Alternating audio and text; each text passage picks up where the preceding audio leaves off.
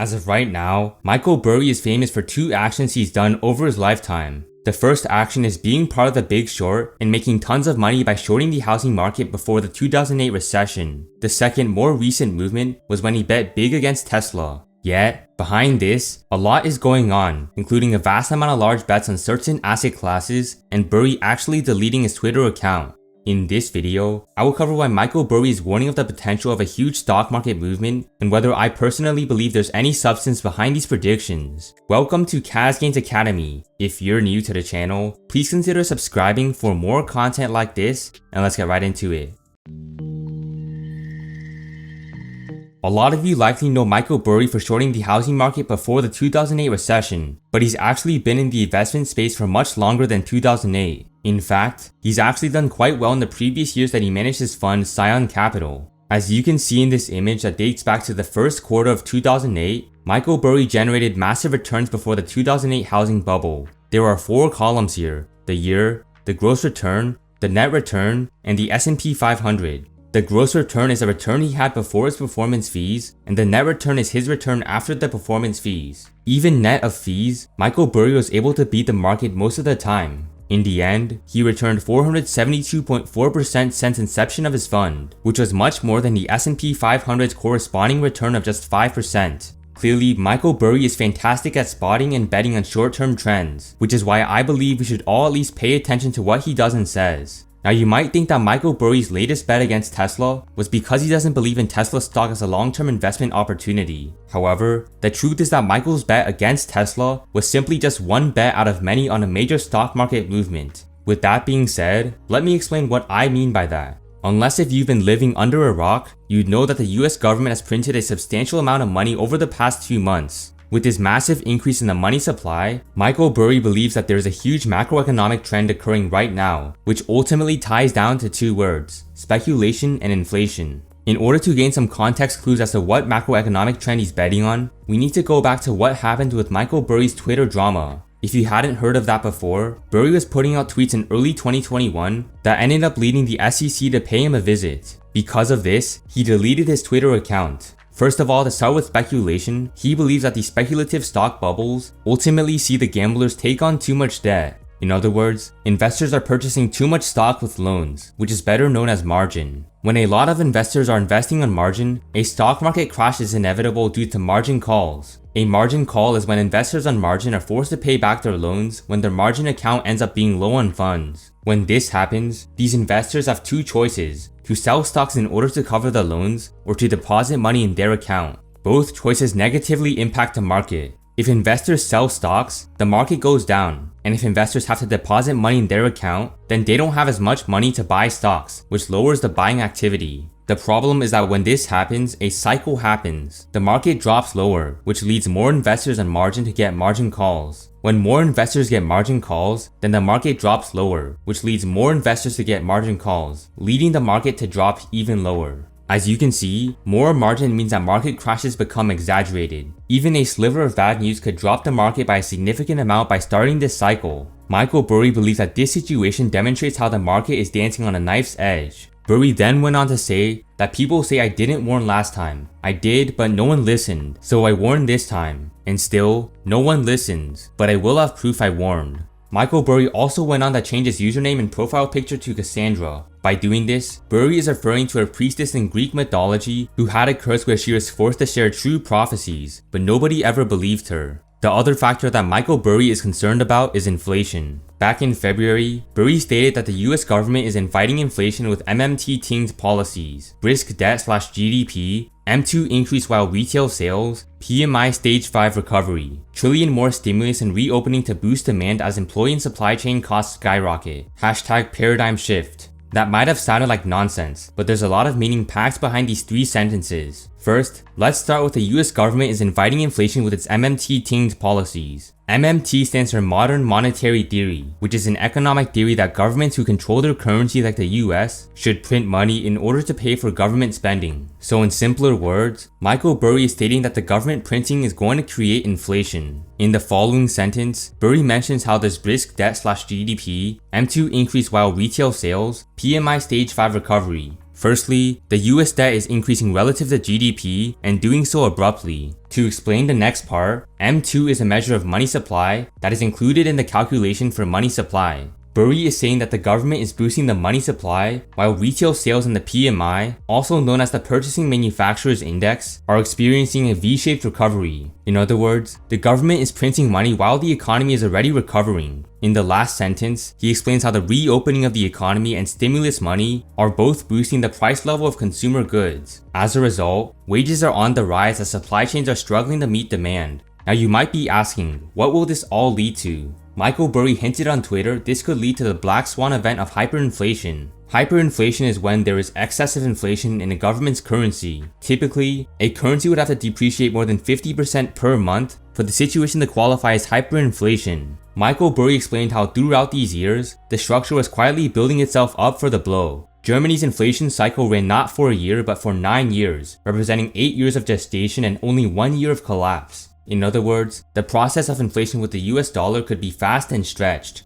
As you can see in this graph, the German market experienced massive inflation in the early 1900s. The y-axis starts with the range of 1 to 10 German marks and eventually goes all the way up to 1 trillion marks by the end of 1923. Of course, the chances of hyperinflation are likely low, and Burry is only using it to show how inflation can be a multi-year process. Now, after knowing these macroeconomic trends, Michael Burry is taking advantage of them by making huge bets, which of course includes Tesla.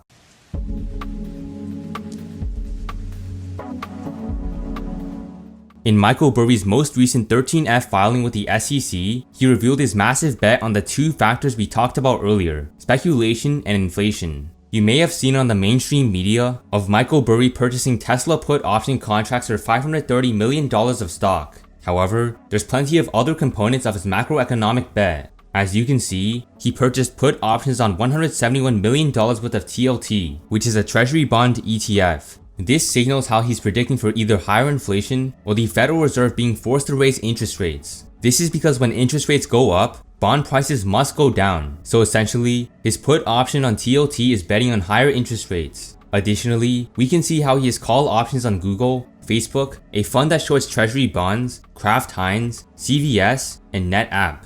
On the bear side, he also purchased put options in the Russell 2000 Growth ETF, which trades under the ticker symbol of IWO. So given all of this information, you may be wondering what Burry is actually betting on. First of all, it's important to understand that these are short-term bets. Michael's bet against Tesla is a short-term bet on the stock price, not the long-term business. The reason why he chose Tesla is somewhat obvious. Tesla is a stock that has a lot of investors that are using margin. And as I discussed earlier, when a lot of investors are on margin, the short-term downside risk is higher due to the downwards margin cycle. Additionally, Tesla is the model of the entire growth investing audience, and if interest rates rise, the cost to borrow money increases. As a result, since Tesla is a growth company, it would have to borrow money at a higher cost to grow. Personally, as you should all know from my previous videos, I'm invested in Tesla stock for the long term, and I don't see Michael Burry's bet as an action that goes against my investment philosophy. After all, if Tesla stock goes down in the short term, I will simply dollar cost average for long-term gains. For example, when Tesla stock dropped in March of 2020 during the pandemic, short-term short sellers could have made a significant amount of money.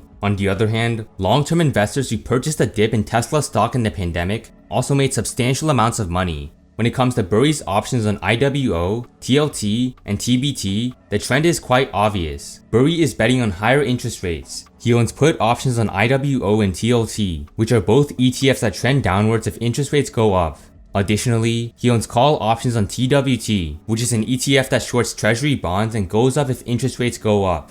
Going forward on the list, you might have been surprised to see that Michael Burry owns call options on a lot of consumer staple stocks, even though he is predicting a market crash due to rampant inflation. One of the reasons for this is because of the way his fund works. Michael Burry is a hedge fund manager, and hedge fund managers typically use the same strategy to try to beat the market. They short the stocks that they believe have the highest chance of going down, and bet bullishly on the stocks that they think have the greatest chance of succeeding. By doing this, hedge fund managers lower their risk by using bullish and bearish bets to hedge against each other, so that when the overall stock market goes up or down, it doesn't matter as much, since they are closer to being market neutral. In this case, Michael Burry has call options on many consumer staple companies, like Kraft Heinz and CVS. This is likely because he believes that these companies are inflation resistant. Kraft Heinz and CVS are not borrowing money to grow, and they can simply raise prices to account for inflation. Not only that, but wages are signed by contract, so they don't catch up immediately with consumer staples. That way, the cost of goods is still roughly the same for consumer staples even while prices increase, which means that profits will increase disproportionately. Additionally, Burry also made a large bet on call options for Google and Facebook, which accounted for over $325 million worth of stock in those two stocks. The pattern I see with those two companies is their advertising platforms. Google and Facebook are both well known for advertising, which is inflation hedged. This is because when profits increase disproportionately for companies like Kraft Heinz, advertising budgets increase. When advertising spending increases, advertising profits increase in the short term for Google and Facebook. Ultimately, there could be another movement going on here with Google and Facebook, so if you have any ideas, feel free to leave them down below. So now that we went through Michael Burry's massive bet, let's talk about what I'm personally doing and what you can do in this situation.